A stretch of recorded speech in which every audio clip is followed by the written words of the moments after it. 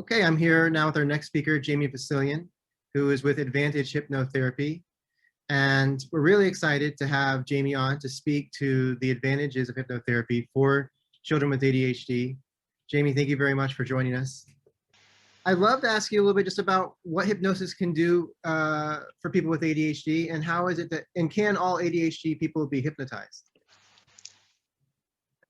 Well, first of all, thank you for having me here, Justin, and everyone listening. And yeah, let's get into it. ADHD hypnosis. So, great question. Can everyone with ADHD be hypnotized? Now, I guess as a hypnotist, maybe I might be biased. I believe that yes, we can, because the way that I understand hypnosis is that hypnosis isn't a thing. You know, we tend, when we think about hypnosis, we think it's you know okay, someone goes to see the hypnotist and they do something and a person responds to that and it's effective and then they get some kind of result.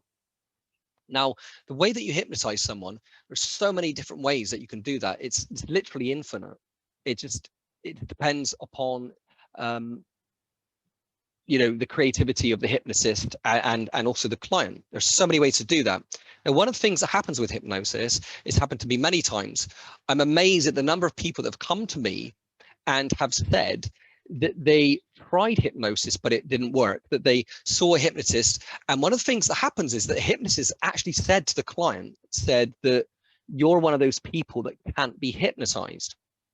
So then that person comes to see me, and my natural reaction is, well, there must be something within you that I guess at least still wants to be hypnotized, or surely even believes that maybe you still can be hypnotized by the very fact that you're here.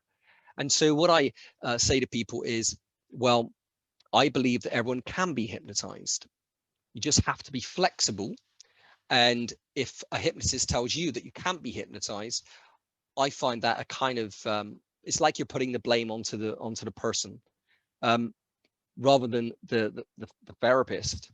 You kind of taking responsibility for that, and it could suggest a limitation in their ability to hypnotize that person, rather than that person can't be hypnotized. Now, in science, when they do research on hypnosis, because we know that scientists are absolutely amazed at hypnosis, and it's kind of mysterious, and it can do these wonderful things like reduce pain, and it tells us a lot about the human brain and consciousness. Well, when they do research on hypnosis, what they do is they have this concept called hypnotizability, and to test hypnotizability or test anything in science, you need to standardize.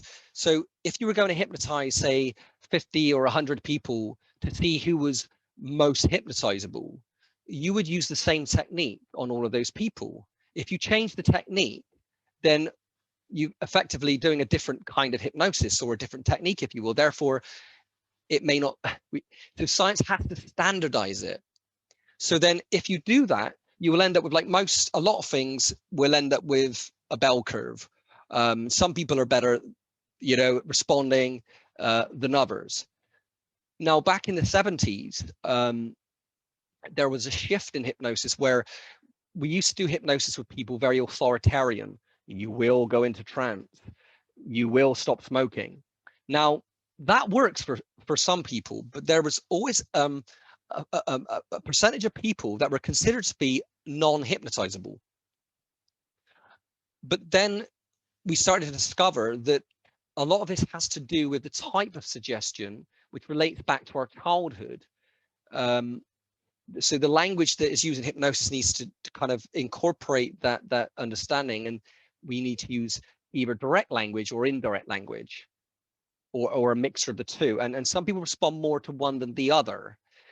And so what I'm getting at here is that if the hypnotherapist is flexible and doesn't see it that they just read a script and they just hypnotize someone and they think that that script will work for each person, if they are responsive and flexible, they can find a way to hypnotize absolutely anyone. Because I believe that, or I would say that I know that the hypnosis is part of the mind.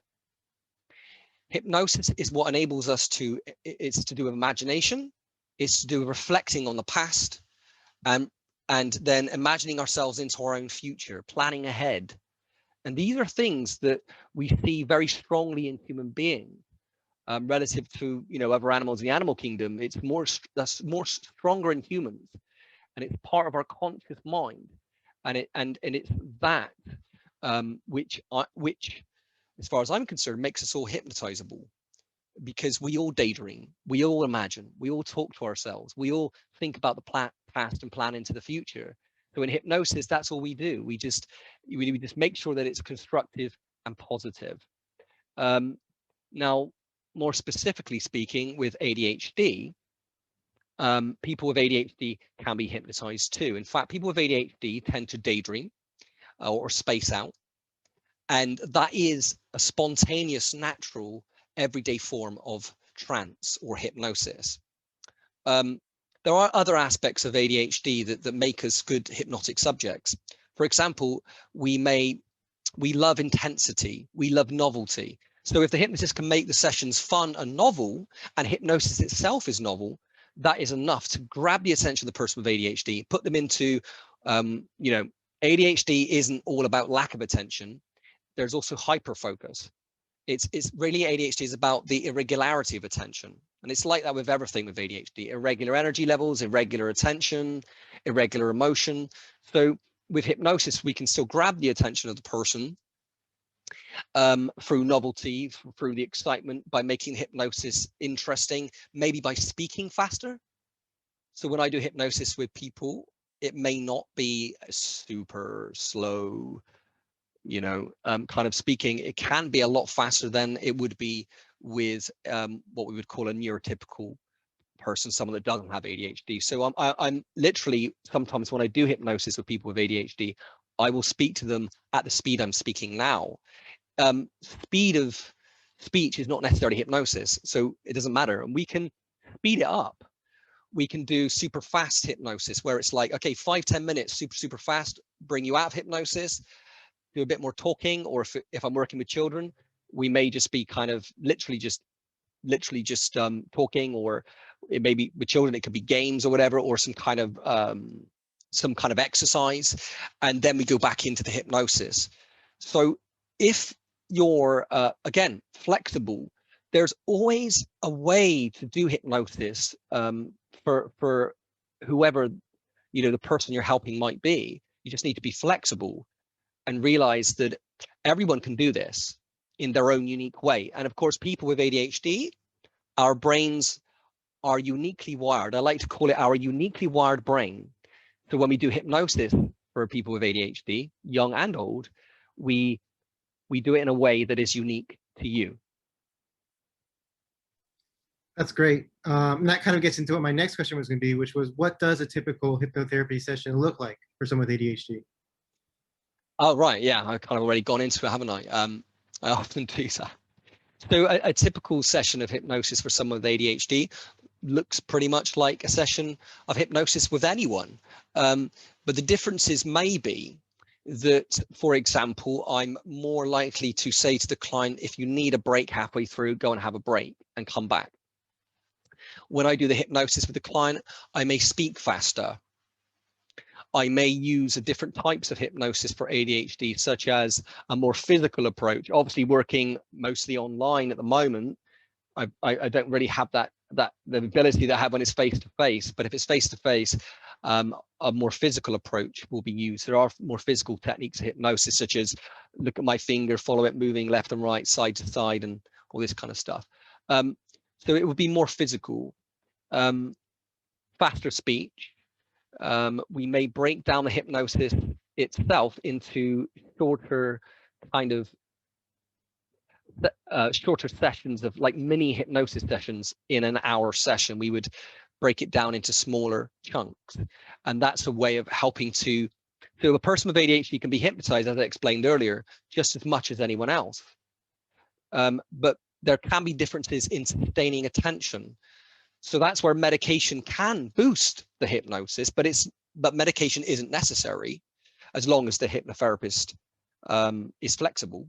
But there are other ways to do that, by making the hypnosis itself shorter, speaking faster, so the person can sustain attention very intensely for maybe maybe just 10 minutes versus 20 minutes at a time.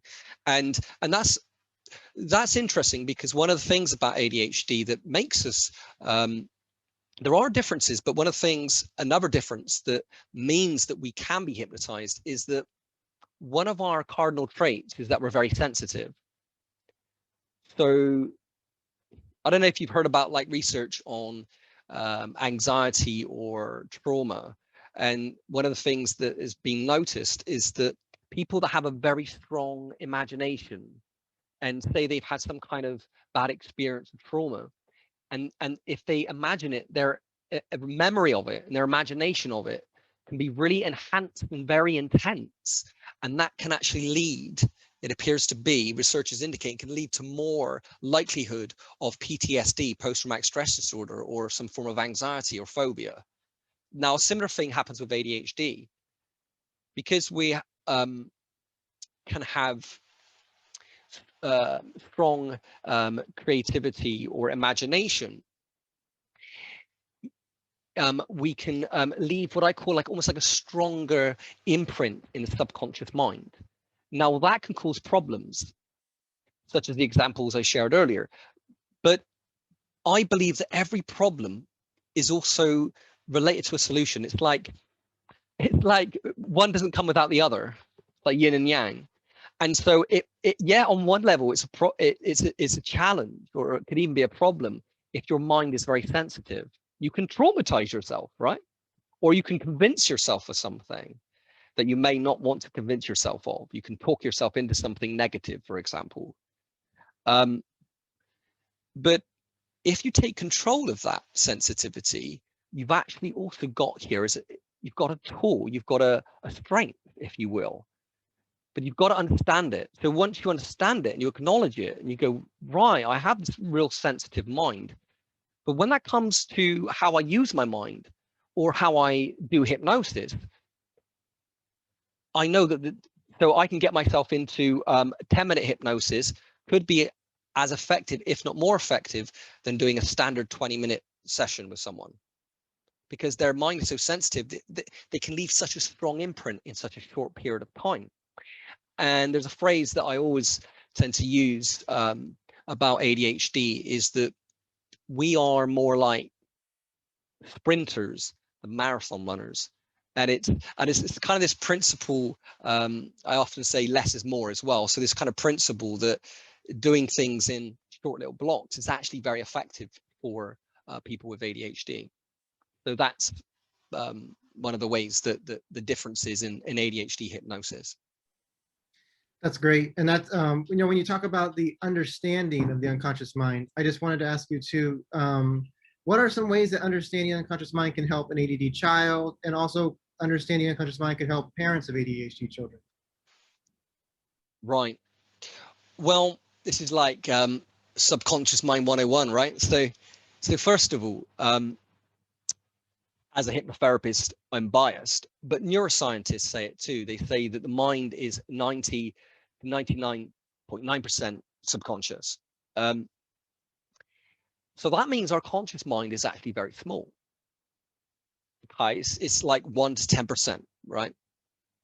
So if we're doing everything with our conscious mind, we may not be tapping into that power that is within us. And another thing that happens is that we try to do everything for our conscious mind. So we try to do everything through willpower. Now, willpower is that 1% of the mind is very important, and it is very powerful, because it's that decision, the decision you make to change something, that decision to stop smoking, that decision to get healthy, that decision to manage your ADHD better, to be more organized or be more focused or whatever it might be. Without that, there won't be any change. But it's not the be all and end all. It's only the beginning. So the front of our brain, what we call the conscious mind, the prefrontal cortex, or the kind of the organized CEO part of the brain. This part of the brain is the part that decides what needs to happen, where you want to go. It's like the navigational system.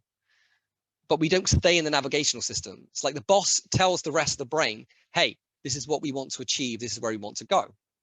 But the all the other members of staff, they need to work as a team with the CEO and say, okay, right, I'm going to do this and we're going to do that, and we're going to kind of cooperate and work together to achieve this result. So it starts in the mind, but it doesn't end in the mind. It starts in the mind, it has to move into action, it has to move outwards. And so yeah, so I'm getting a little bit lost here. Remind me what the original question was. Just talking about how the understanding of the unconscious mind and how that can help parents, and children as well, but specifically parents, how can understanding their child's unconscious mind help them to better. So it's just understanding unconscious mind. So that 1% of the mind, the conscious mind, is very important. It's the part of our mind that makes a decision. We've all had the experience of trying to remember something. You're in a conversation and suddenly you've forgotten what you were going to say. In fact, I'm going to be very honest, I just did that on here. I don't know if this isn't live, but hey, I did it. You forget what you're about to say. But if you let go of that, if you relax, then the memory comes back in from your subconscious mind. So I'm always using this phrase with my clients of you need to forget to remember, or you need to relax to remember. So when we kind of allow the rest of our brain to do its job, it will flow up from the subconscious, and that information will flow up. So if we apply this to how we get control of our minds, our brains, we decide all we need to do with our conscious mind and willpower is say, this is what I want. But you can't do it all through willpower. It's much more efficient to get very clear and specific and give that command to your unconscious mind. And your unconscious mind can then create that reality for you. So, for example, one of the things that happens is that people try to do everything through willpower. So they try to stop smoking. They try to stop eating sugar cakes, whatever it might be. With ADHD, I often hear people say that the harder I try, the worse it gets.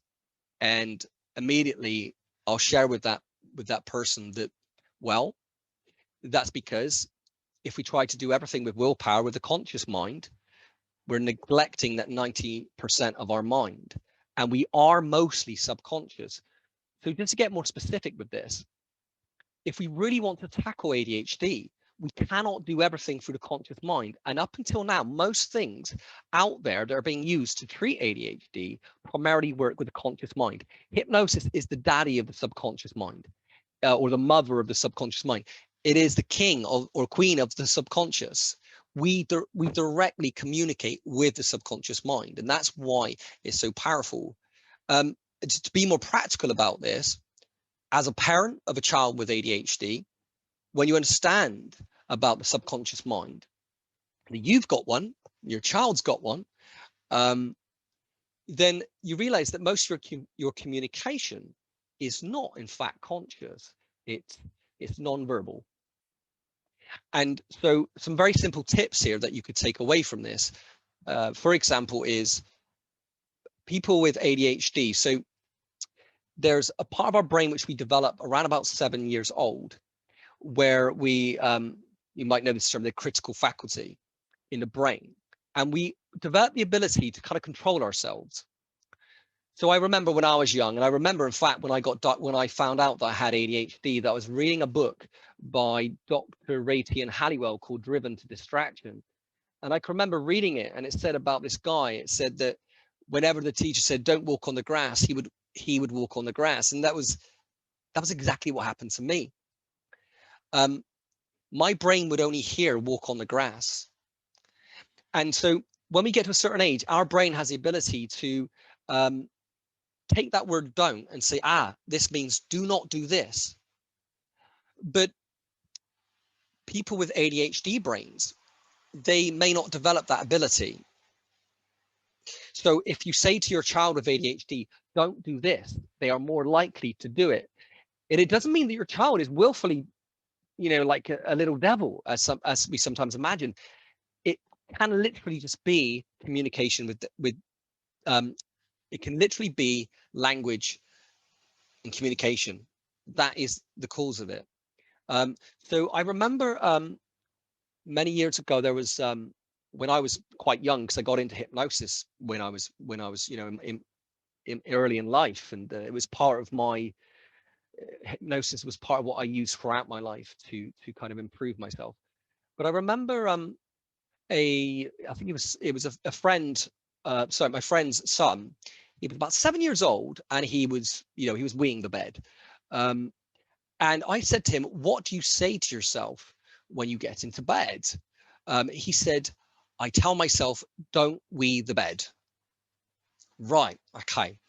So I explained to him, "You're telling your brain what your brain doesn't understand that. Your brain only hears we the bed. So I want you tonight, I want you to tell your brain, I will wake up in the morning with a dry bed." He did that. Next time I saw him, which was about a week later, his mum told me, and he told me very excitedly and happily, that it had completely stopped. And that's simply because we got rid of the word don't. We stopped talking about what we don't want. And I got him to talk about what he does want in very clear language. So what happened was he had that experience of wetting the bed, and then he was feeling embarrassed and feeling bad about it. He didn't know how to stop it. And his mum was telling him, don't do that. And he keeps hearing, don't wet the bed. But in his brain, he produces an image of the bed being wet and all the emotion that comes with that experience. And now he's locked into that. And it's not mum's fault. It's not his fault. It's just that language is very powerful, and language is hypnotic. Now, in hypnosis, we are very aware of this. We use the word don't purposely, in a positive way. For example, don't feel more relaxed. I'm still talking about relaxation, but I put the word don't in front, and it sounds like I'm not talking about it, but I am. So what I say to parents is, get rid of the word don't, delete it from the vocabulary. Think, how can I say this in a specific, clear, logical, positive way? Purely talk about what I want my child to be able to achieve instead. And it also teaches that child, it's like they have a different operating system. And now you're talking the language of the ADHD brain, so to speak. You're able to communicate with your child in a way that they can actually get the results that they want and that you want too. Another word to get rid of is try. Again, in hypnosis, we use this to hypnotize people and do magic tricks. So you get a pen like that and hold the pen in hypnosis. Say, try really hard to let go of the pen. The harder you try, the more it sticks. And they can't let go of the pen. And then we say, now let go of the pen, and it drops. So the word try is used to cause failure. Try implies failure. So it's a ridiculous one. Try and pick up this pen. Try and pick up this pen. I mean, if that was a 30-kilogram dumbbell, you would be thinking, well, yeah, I'm going to try and pick that up because it's heavy. But if it's a very light pen or a feather, why on earth would you try to pick it up? So it's like, well, you either do or you don't. Okay. When it comes to mind, it's either you do or you don't. And when you have someone with ADHD, their brain is quite binary. It's why people with ADHD may find it difficult to follow instructions, the rules in card games, for example. But on the other hand, they also make good coders and computer programmers. So when you speak with your child with ADHD, you want to just be super clear. It's almost like, I don't know, pretend you're like speaking to like a small version of Spock. He wants very clearly, in clear, precise language. He doesn't want to hear what he's not meant to be doing. He only wants to hear what he is meant to be doing. So delete the word don't, delete the word try, and replace try with practice. I love that, and I love the importance of language in the subconscious. I mean, you're saying that for ADD children, that their conscious mind doesn't hear the word don't, but the reality is that for everyone, your subconscious mind doesn't hear the word don't. And that's great. And that kind of leads into, can you speak to the importance of how children view their own ADHD in terms of how it manifests for them? No, I'm trying to clarify the question here. So the importance of how children view their ADHD. Oh, right. Sorry. In terms of if they view it as a limitation or just how they view it. Right. Yeah. That's a really good question, Justin. I mean, that's really important. I would say that's one of the core things that I work with people.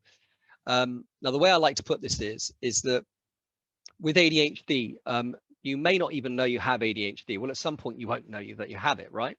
You may have never heard of ADHD. As far as you're concerned, it doesn't exist. But other people around you notice there's something about you. And when we're growing up with ADHD, but we don't know that we have ADHD, one of the things that we'll do is we may come up with our own pet names for it. You know, so the number of people I met with ADHD, they have their own names for it, like Hawk syndrome, or I'm a hunter, or whatever it might be, or my crazy brain, or squirrel brain, whatever it might be, butterfly brain. People will have a name for it. Now, there's that kind of like name that you have and other people notice it, and so it's already kind of started that you're already starting to form your identity in relationship to this thing about you, but you don't know what it is. And then you get the label ADHD, but the label ADHD is a psychiatric definition, it's a psychiatric label, and it says attention deficit hyperactivity disorder. Now we know that that name itself is a big misnomer, and the name for ADHD has changed over the years from minimal brain damage to minimal brain dysfunction to hyperkinetic disorder to ADD to ADHD, depending on what the favorite theories were at the time, you know, within medicine. And even that, just changing the name of this thing, and I'm calling it a thing because it could be a whole talk here about what is ADHD, and I don't think we've got time to go into that. But even changing the name can have a significant effect upon how a person feels about their ADHD and how they respond to it and how they deal with it. So that's one of the things I explore is the name. You know, what's in a name? You know, what's in ADHD? So we explore other possibilities. For example, a different hard drive that spells ADHD. There's also different theories about ADHD, like the hunter-farmer theory of ADHD, the idea that people with ADHD are like what would have been the hunters, the farmers, the nomads, but living in a modern world where they kind of don't fit in, and or they're trying to fit in into a world that is essentially biased towards a different kind of mind. And so there's different ways of looking at ADHD.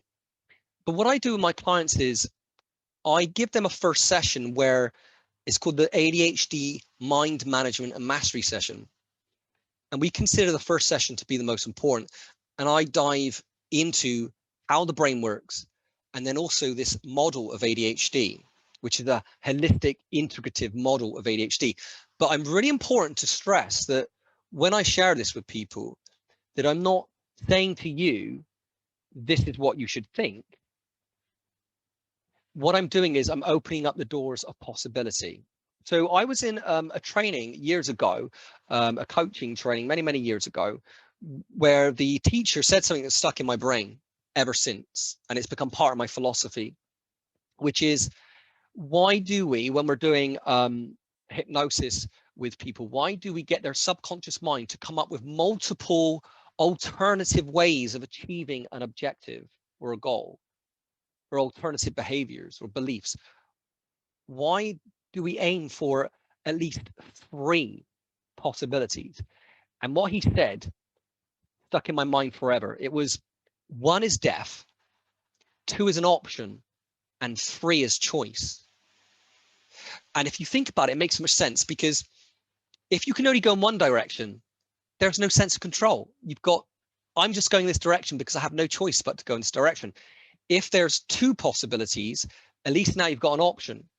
But I wouldn't necessarily call option choice. What do we do with young children? Unless we want our kids having lots of tantrums. Hey, you can do whatever you want today. You can have any sweetie in the shop, or you can go anywhere you want to go today, and you have to keep letting them down over and over, or they eat all the sweets in the shop and make themselves ill and get hyperactive. So what we do with children, we give them options. So it gives the illusion of choice. It gives a sense of control, because you go, oh, okay, well, I'm going to go for that one. It gives a sense of control. But if we really want to move from that, from option, or it's kind of more like, I think it's like being like a child, into choice, then in therapy and coaching, we aim for 3 possibilities minimum. Now, what happens is when you then realize, well, I can still believe what I currently believe, but at least now you've got these other possibilities there. So if there was only one possibility at the beginning, you know, ADHD means that I've got, it's purely genetic and my brain is damaged and I can't be academic, or I don't know, maybe you've got some like kind of negative way of viewing your ADHD, or some limitation in the way that you view ADHD. And of course, that's quite subjective. It's very much based, a lot of it's based in perception. So it's very individualistic. But let's say that that's the only thing that you've got in your mind at this present time. There's no other possibility outside that. You haven't thought about anything else. You don't know that there's anything else. So when clients come into that first session with me, they hear these other possibilities and they go, wow, I didn't think of it that way. I didn't know there was so much more to ADHD. I didn't, or they say, I did think of it that way, but now it's given me permission that you know, that wasn't just me kind of imagining that there is some kind of some logic and some evidence that might actually be the case. And what it does, it opens up the field. And now, even if that person decides, no, I'm sticking with what I've always believed about my ADHD, but at least you've looked at the other possibilities. And it means if you do stay with where you are, that's fine. But at least now, because you moved up to these multiple possibilities, now you're doing it from a place of choice, which gives you, whichever direction you go in, that sense of control back. And that's a lot of what, as you probably aware yourself, Justin, any kind of coaching or therapy or counseling, whatever, is a lot, it's to do with getting back that sense of control. And so, yeah, we change how we think about ADHD. Maybe the name that we give it, we can choose a different name. We can come up with our own name. We can come up with our own metaphor, our own kind of way of understanding it. And that has big impact on the way that we view ourselves, our self-esteem, our belief in ourselves, and the way that we navigate having this uniquely wired brain. And it can, you see, one of the things about hypnosis and therapy and coaching is real deep transformation is when we get down to our beliefs and the metaphors. And so when we try and understand ADHD, when we have the technical definition from psychiatry, that is, in a sense, that's the model. That's one model. And we may operate from that kind of worldview or that model, or sometimes it's on one level, it's like a metaphor. So let me try to explain this here. So for example, if I'm working with a young client, we often, because they love technology, right? They love computer games and coding and their devices. So one of the ways I explain this to young children is I say, do you have like Apple, or have you got Android? And they're like, oh, I got Android. Android's the best, or Apple, but Apple's the best. I say, okay, so now ADHD is a bit like you've got different operating systems, different brains with like different operating systems. And you know, on like your tablet, your Android, and then your iPhone, they can do the same things, but you have to kind of get your own apps from the store, and they have they work a different way, but they can achieve the same result. Well, that's exactly how your uniquely wired brain is. You've got this wonderful brain. It's got all of these positive qualities, and but it works differently. So you need to understand your particular operating system. You can update your device. You can put, if you struggle with organization or timekeeping, we can put an app on into your device for organization and timekeeping, and we can improve that. But it has to come from the Apple Store if you're an Apple person. So that's kind of like the metaphor I will use often, mostly with children, when we're thinking about this metaphorical understanding of ADHD. And it can help us to understand, but also when we start to we've got those kind of those reframes, thinking about it in different ways, and the solutions, because it's metaphorical, it's working on such a deep level.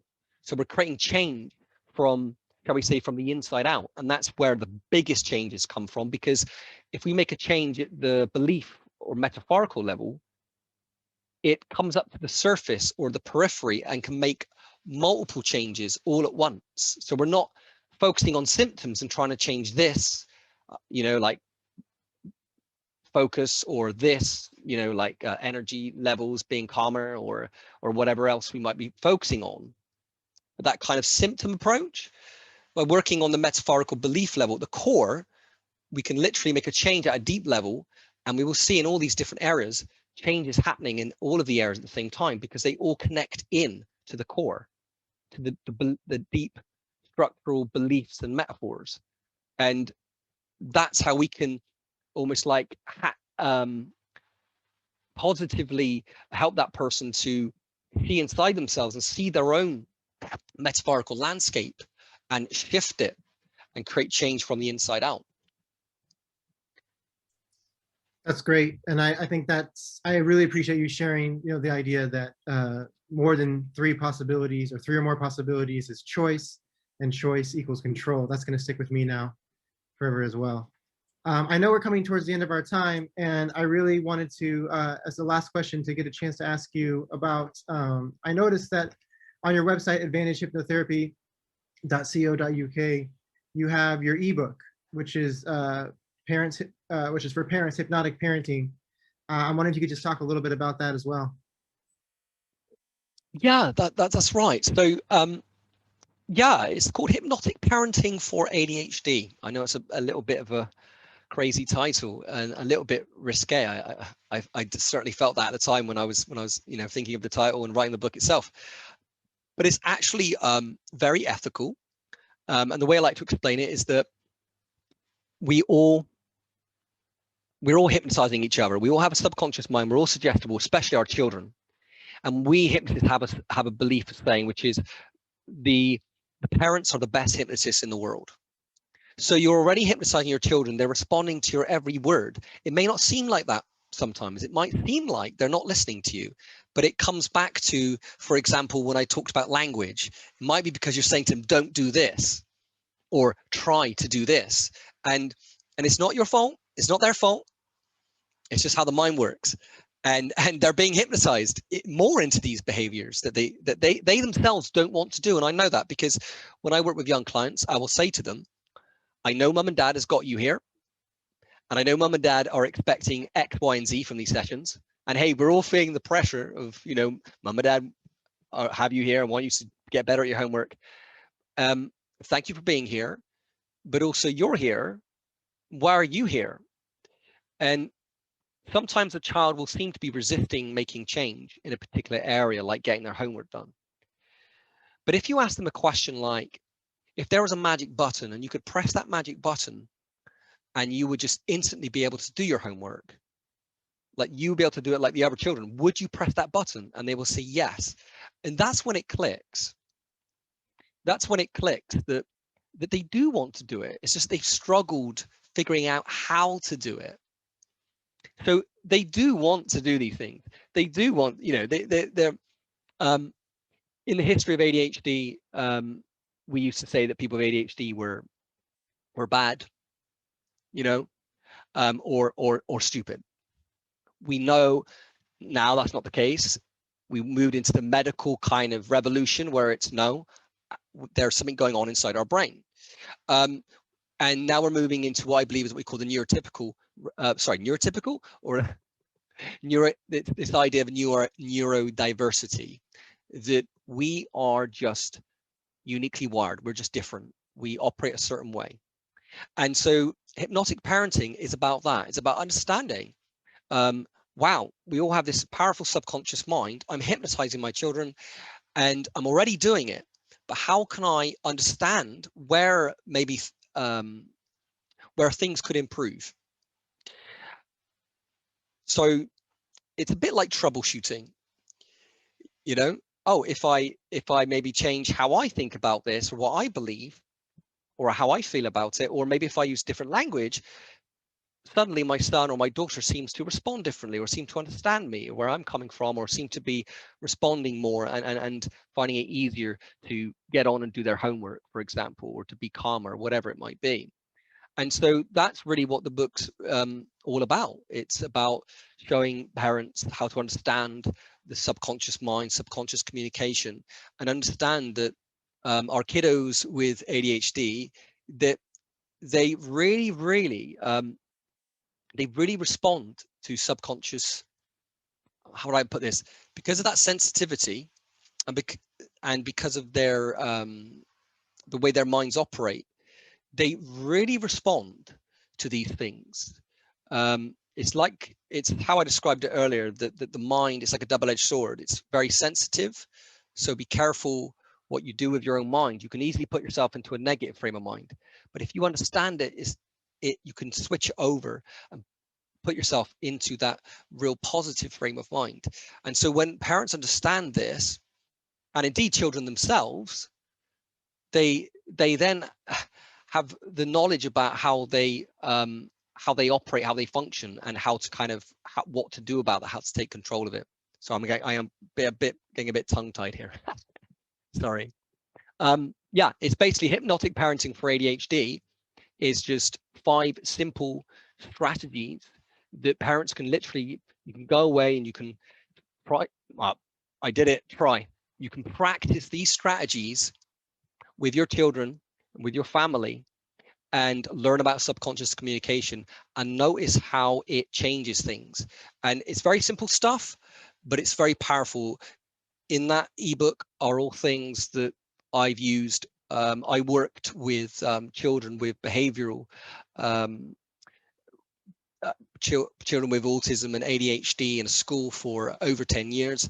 And a lot of the things that I use for those children are actually not the I wouldn't hypnotize people, children in the work that I did at school, but there are kind of subconscious communication techniques that are in that ebook, and language based things that you can actually use with your children, and they're very ethical, they're very safe.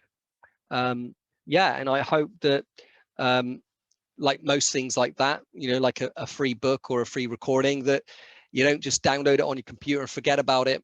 It's very short, it's very practical, that you read that and you just go out and you practice those things with your children, with your family, and start to notice the positive changes that can come from that understanding of the subconscious mind. That's great. Yeah, I would definitely recommend that everyone watching this goes to the site and downloads the hypnotic parenting ebook. And Jamie, I know we're out of time, but I really appreciate your time today speaking with us and demystifying a little bit, what hypnosis is for people, and the positive benefits it can have for ADHD children and for parents as well. I think it's really amazing. I know I've used hypnosis personally in my life. I'm certified hypnotherapy, and I use it to treat my ADHD, all through self-hypnosis, which is very powerful as well. So thank you very much for your time. It's really invaluable. Thank you, Justin, and thank you, everyone. And yeah, thank you, and all the best on your journey. Thank you. Bye-bye.